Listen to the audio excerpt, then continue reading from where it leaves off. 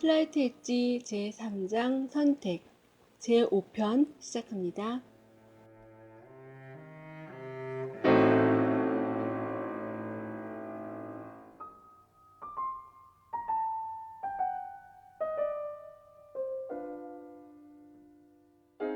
기다림의 대가.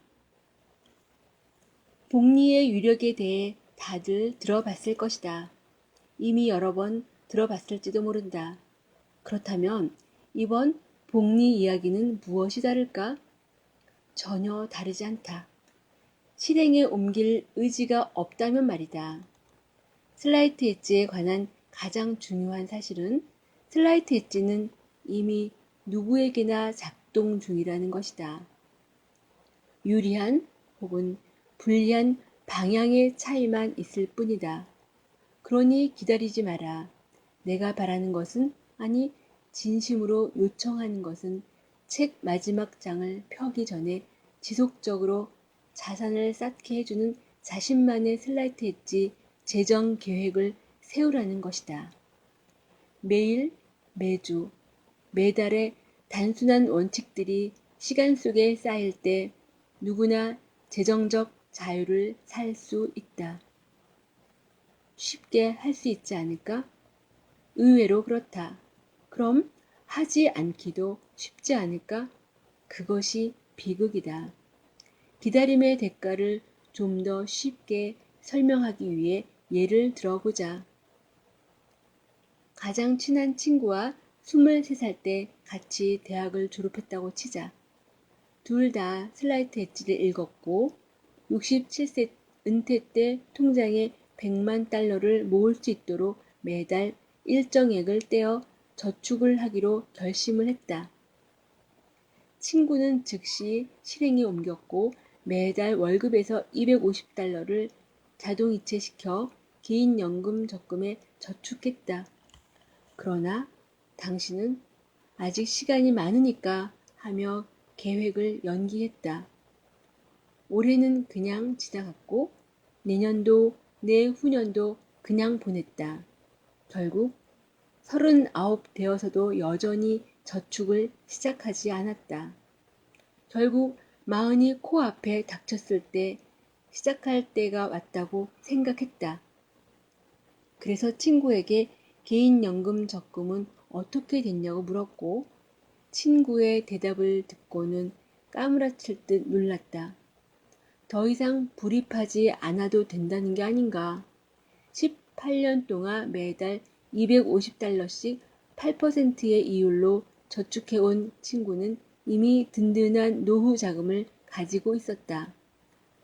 더 이상 저축할 필요 없이 이미 통장에 쌓인 돈에 이자가 붙어 저절로 불어나기만 기다리면 된다. 친구의 적금이 지금은 얼마 안 되어도 친구가 69세쯤 되면 눈덩이처럼 불고 또 불어 100만 달러가 넘게 된다. 이제부터 단 1페니도 더 투자하지 않아도 말이야. 바로 그거다. 당장 실행에 옮겨야 하는 이유. 지금 당장 매달 250달러를 떼어 저축을 시작한다. 친구를 따라잡으려면 몇 년이나 걸릴까? 안 됐지만 절대 따라잡지 못한다. 일찍 시작한 친구는 18년을 저축할 수 있었고 이제 새로운 투자를 하지 않아도 지금까지 모아온 투자금을 65세까지 불릴 수 있는 충분한 시간을 얻게 되었다. 한편 한참 늦은 지금에야 시작한 당신은 그런 호사를 누릴 수 없다. 당신은 65세까지 27년간 81만 달러를 저축할 수 있다. 친구는 18년간 54만 달러를 저축했다. 그리고 당신은 여전히 매달 250달러를 저축해야 하지만 친구가 일찌감치 챙겨놓은 100만 달러의 4분의 1 정도를 간신히 만들 수 있다. 만약 내가 23세가 아니라면, 43세라면, 이미 63세라면, 그렇다면 이미 기회는 다 지나갔고 너무 늦어버렸단 말인가? 전혀 그렇지 않다. 재정 목표 또는 그 어떤 목표라도 너무 나이가 많아서 이룰 수 없는 경우는 없다. 결단코 늦지 않았다. 베스트셀러 작가인 데이비드 바흐의 책 늦게 시작하고 부유하게 맞춰라 도 이 문제를 다루고 있다. 부록에 제시된 책들처럼 늦게 시작하고 부유하게 맞춰라 또한 슬라이트 엣지와 함께 읽으면 큰 도움이 될 것이다. 요점은 기다림에는 대가가 따른다는 것이다. 너무 늦어서 시작할 수 없는 일은 없다. 그리고 머뭇거리면 뭘 해도 너무 늦을 수밖에 없다.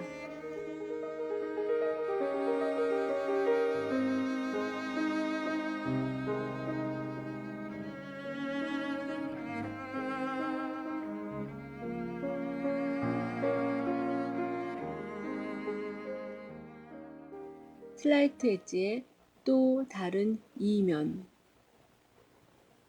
친구의 개인연금 적금도 매일 2배로 늘어난 쌍둥이형의 동전처럼 천천히 복리로 쌓인 우리 어머니의 저축도 배수로 번식해 연못을 덮어버린 작디 작은 워터 히아신스 꽃송이도 결국 크림을 버터로 바꾸어버린 개구리의 작은 발차기도 시간을 통해 슬라이트 엣지가 얼마나 놀라운 긍정의 결과를 가져오는지 잘 보여준다. 그러나 이것이 전부는 아니다. 슬라이트 엣지는 반대의 경우로도 분명히 작동하고 있다.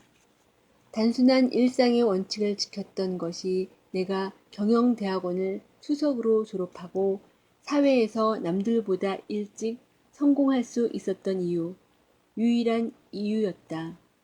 그러나 롤러코스터 방정식의 다른 절반이 아직 남아있다. 생존에서 실패로 미끄러져 내리는 동안 나는 그 전에 내내 해오던 단순한 일상의 원칙을 지키지 않았다. 내가 실패의 나락으로 떨어지고 또 떨어진 유일한 이유이다. 나는 매일같이 소소한 선택을 했고 전혀 해로울 것 없어 보이는 그 선택들이 나도 모르는 사이 나를 실패의 나락으로 끌어내리고 있었다. 영화 대부 3편에서 열연한 알파치노의 대사가 생각나는 대목이다. 겨우 살았다 싶었는데 놈들은 지체 없이 나를 또 진흙탕에 꼬라넣고 마는군. 난 그 정도로 사는 게 괴로웠다.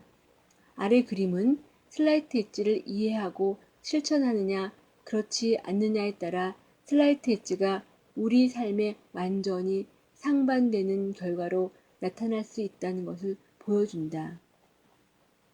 감이 왔는지 모르겠지만 이 두 개의 길은 롤러코스터 그림의 서로 다른 두 방향과 놀랍도록 닮아 있다. 그렇다. 롤러코스터 그림의 사인파 물결 무늬를 잘라 시간 연장선상에 표시한 것이다. 슬라이트 엣지는 절대 봐주는 법이 없으며 극단의 결과를 가져온다. 생산적으로 사용하면 성공의 정상에까지 오를 것이고 경솔하게 사용하면 반드시 실패할 것이다. 단순한 생산적인 행동을 오랜 기간 일관되게 반복한다. 단순한 판단의 실수를 오랜 기간 일관되게 반복한다. 선택은 이렇게 간단하다. 100만 달러를 손에 쥐고 시작할 수도 있다. 그러나 슬라이트 엣지를 제대로 이해하지 못한다면 곧 모든 것을 잃게 된다. 빈손으로 시작할 수도 있다. 그러나 슬라이트 엣지를 제대로 이해한다면 전 세계에 원하는 곳 어디라도 갈 수 있다.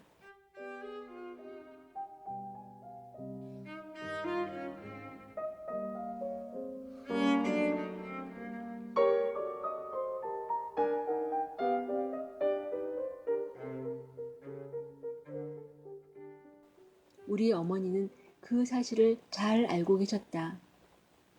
나이를 먹어도 나는 알지 못했다. 대부분이 그렇다. 대부분의 사람들은 100만 달러를 선택하고 100만 달러가 훌쩍 넘는 손실을 낸 쌍둥이 동생과 비슷하다. 혹은 하찮아 보이는 작은 발차기라도 충분히 오랫동안 한다면 결국 크림을 버터로 바꾸어 버릴 수 있다는 사실을 까맣게 알지 못했던 운명주의자 개구리와 같다. 대부분의 사람들은 일상의 원칙들이 미래에 가져다줄 엄청난 결과를 내다볼 수 없기 때문에 그 작은 원칙들이 성공을 담보하는 원칙들임에도 불구하고 잘 지키지 못한다. 하지만 볼 수 있건 없건 간에 그 끝은 결국 오고야 만다. 통장에 찍힌 100만 달러가 될 수도 있고 나를 향해 무서운 속도로 달려드는 열차가 될 수도 있다.